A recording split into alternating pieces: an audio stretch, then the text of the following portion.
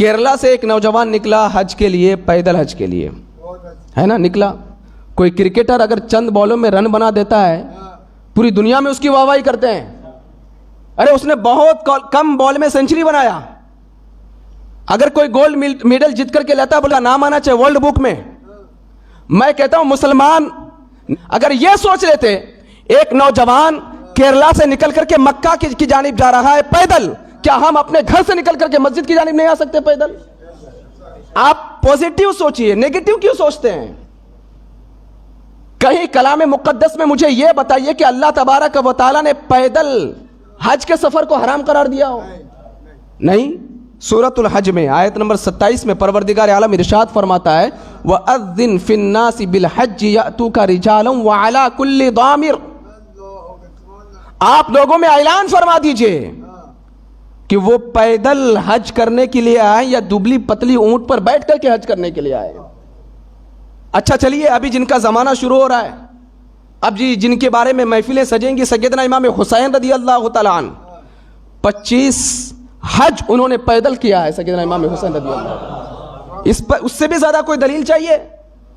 آپ بہت سارے لوگ ایک حدیث پیش کرتے ہیں کہ رسول کریم صلی اللہ تعالیٰ علیہ وسلم نے ایک عورت کو منع فرمایا تھا، اس نے منت مانی تھی کہ میں پیدل چل کر کے کعبے کی جانب جاؤں گا۔ اللہ کے رسول صلی اللہ علیہ وسلم نے منع فرمایا کہ اپنے آپ کو مشقت میں مت ڈالو۔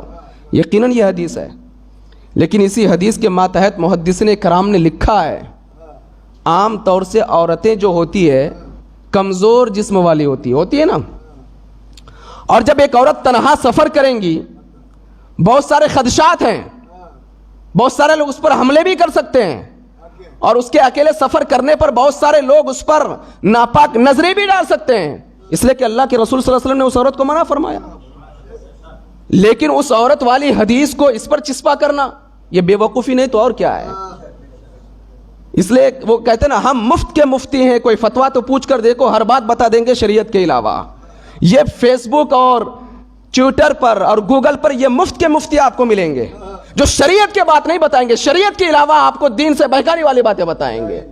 اگر آپ کو دین سے قریب ہونا ہے تو فیس بک کے مفتیوں کے پاس مت جاؤ، ان علماء سے قریب ہو جاؤ جو اللہ اور اس کے رسول کی کتابوں کا مطالعہ کرتے ہیں۔